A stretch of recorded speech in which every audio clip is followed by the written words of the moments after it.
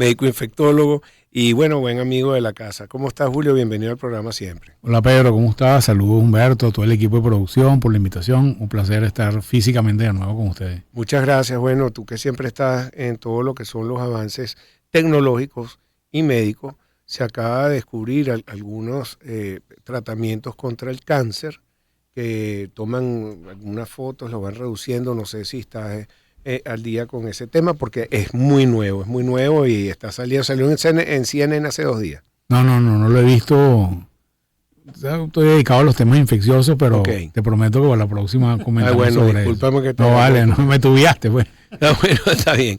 Bueno, pero lo que sí es que hay un nuevo brote de gripe, no sé si de COVID, eso tú me puedes poner al día, y tenemos preocupación, tenemos que volver a la época de las máscaras, se va a volver a ser obligatorio. Hay algunos países que están con este tema, otros que no.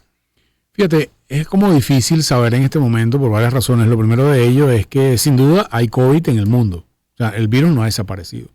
La pregunta es si hay mucho o hay poco, ¿no? Y eso cada vez es más difícil detectarlo porque la mayoría de los países, inclusive Venezuela, ya no hacen monitoreo continuo.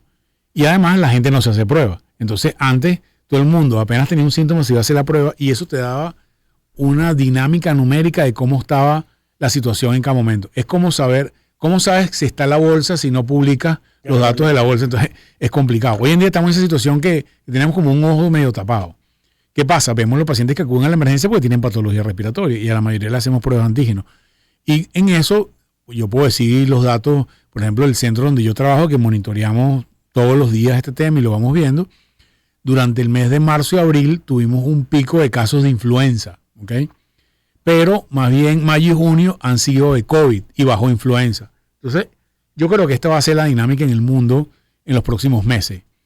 Sube COVID por una semana, vuelve a bajar. Hay de repente otros virus como virus sincitial respiratorio que afecta fundamentalmente a los niños pequeños.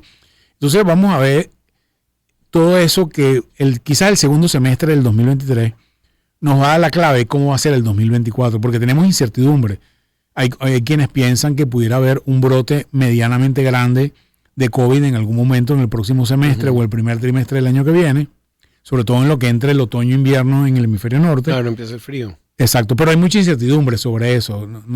Ojalá que el mecanismo sea de que el virus se vaya debilitando progresivamente y en un par de años probablemente ya no exista COVID porque genera angustia. Por ejemplo, ¿qué haces con los tapabocas? En esto llegaba a la emergencia de la clínica y una de las doctoras de emergencia, doctora, ¿hasta cuándo vamos a usar el tapabocas? Y mira, yo creo que los médicos de emergencia van a seguir usando tapabocas durante mucho tiempo, a lo mejor quizás para siempre.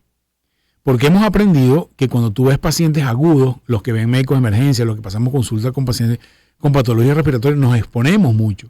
Entonces tú tienes que tener alguna forma de protección para evitar que te den esos virus respiratorios que son comunes en los pacientes, en las personas que atendemos pacientes de alto riesgo. Entonces, pero eso es una cosa. La otra cosa es que tú estés en la playa, ahí en Playa Sur, poniéndote un tapabocas en la playa. No tiene sentido hoy en día, porque la densidad de la enfermedad es muy baja.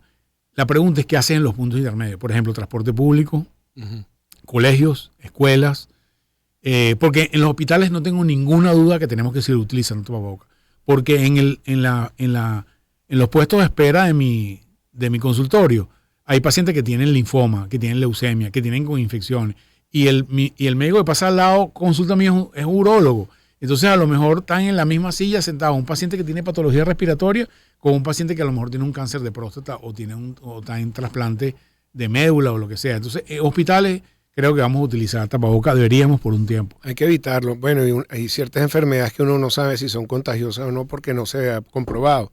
Mi abuelo era doctor ahí en el Centro Médico de Caracas y entonces una hermana mía quería trabajar con pacientes oncológicos. Le decía, no te metas en eso porque no sabemos muy bien si se pega o no.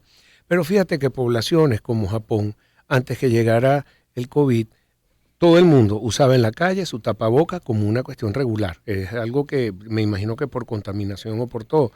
O sea, el sudeste asiático tiene una cultura de enfermedades transmitibles respiratorias de más de 200 años.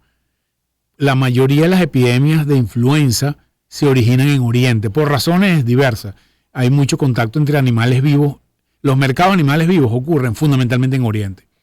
y alta densidad de población, como pasa en China, por ejemplo, con animales vivos en los mercados, es una mezcla mala para que aparezcan virus nuevos, porque se juntan virus de pato con virus de cochino, y ahí se junta la cosa. De hecho, la buena parte de las epidemias respiratorias han aparecido en Oriente. Por esa misma razón, los orientales, como tú dices de antes, tú ibas a Nueva York y veías a los chinitos todos con tapabocas con su cámara todo el tiempo antes de la pandemia. Entonces, ahí hay una cultura. Y cuando tú ves el impacto hoy en día, medido con indicadores bastante objetivos, el impacto en Oriente fue mucho menor que en Occidente.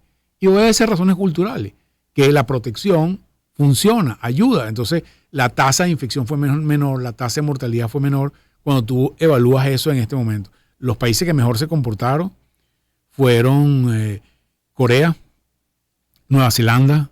¿Corea del Sur o Corea del Norte? La Corea buena, pues. La sur. Porque la otra no sabemos nada. Nueva Zelanda y Australia, que están dentro de Asia también.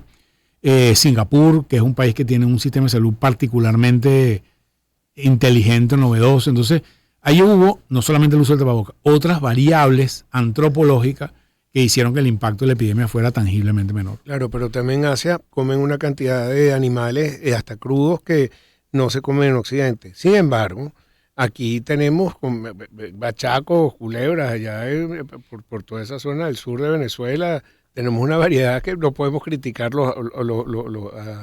a todo lo que es el Asia.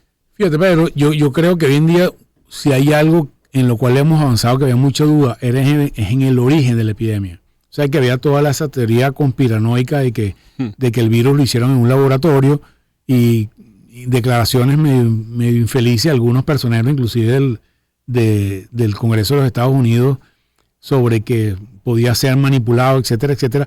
Pareciera bastante claro el día de hoy, y lo hemos repetido múltiples veces, de que el origen parece ser nativo, es decir, natural. No ocurrió, no fue hecho por las manos del hombre. Lo que está un poco en entredicho en este momento, que hay información, es que hubiera podido haber una brecha de seguridad no voluntaria en el manejo de las muestras en las primeras semanas en China. ¿Qué significa eso? Que bueno, tomaron muestras a una gente en el mercado, a las personas que se infectaron primero, y probablemente a lo mejor alguno de los científicos que estaban manejando esa muestra se contagió manipulando la muestra y llevó esos casos a su casa, y ahí quizás en vez de una epidemia muy concisa, controlada, ha podido ser un poco más extensa al principio. Hay información científica sobre eso. Otra pregunta, a ti que te gusta la tecnología, el reloj, el teléfono inteligente, todo lo que ha avanzado Apple, ¿ha ayudado en algo toda esa recopilación de pacientes? ¿O no hay esa colaboración? ¿No se producen estadísticas? Fíjate, estamos como en esa brecha, en ese momentum donde, ¿para qué sirve toda esa información que se recupera de teléfonos inteligentes, relojes inteligentes, Fitbit, todos estos sistemas? Ahorita la mayoría de los atletas de alta competencia están recogiendo data en tiempo real 24 horas al día. No sé si ves los jugadores del PGA, los jugadores de la NBA, los jugadores de alta competencia tienen un aparato aquí puesto en el antebrazo que les registra como 35 parámetros diferentes aún estando dormidos. Toda esa información nos va a servir en algún momento para algo, para entender. Eso es realmente Big Data. Claro.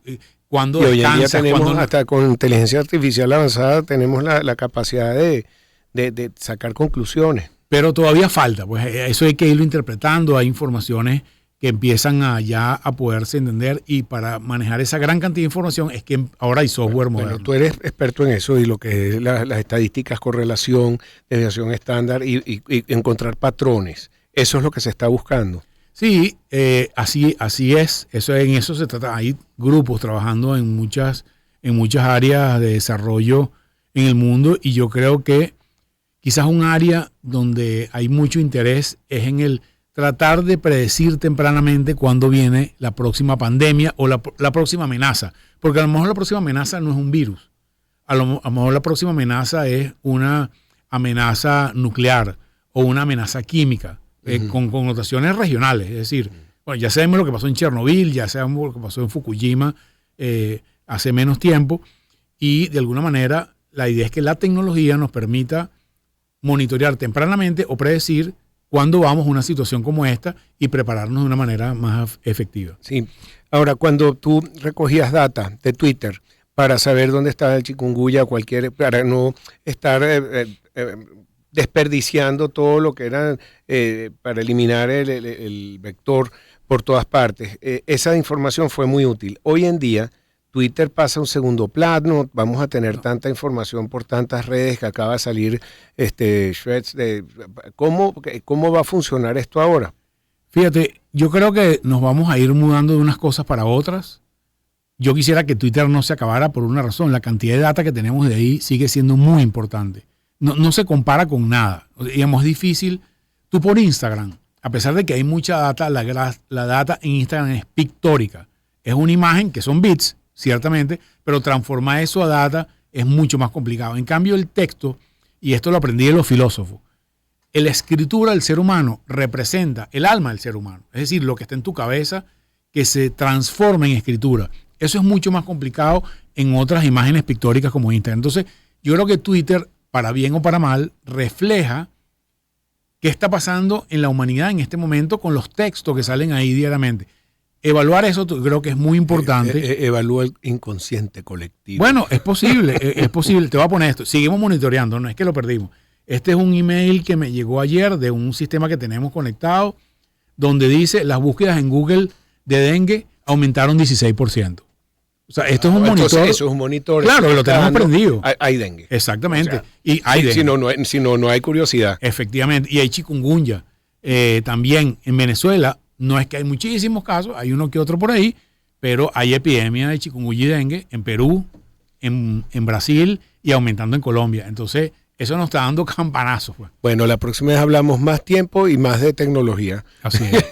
Así es. Él es experto, ya se dan cuenta. Además, llevado a lo que significa la medicina y hacia dónde vamos.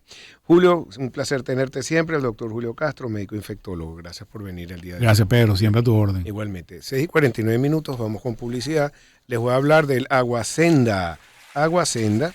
Y Senda es un agua mineral pura de manantial. Todos los días embotellamos un milagro de la naturaleza, naturalmente filtrada en los Altos Mirandinos, recomendada para el consumo de infantes y a toda la familia por su gran pureza. Senda es un producto de calidad excelsa. Senda, la diferencia está en el agua. Redes sociales, búscanos en las redes @aguasenda, en ventas 0412, tenemos 323-2222 y el correo ventas@senda.com.be.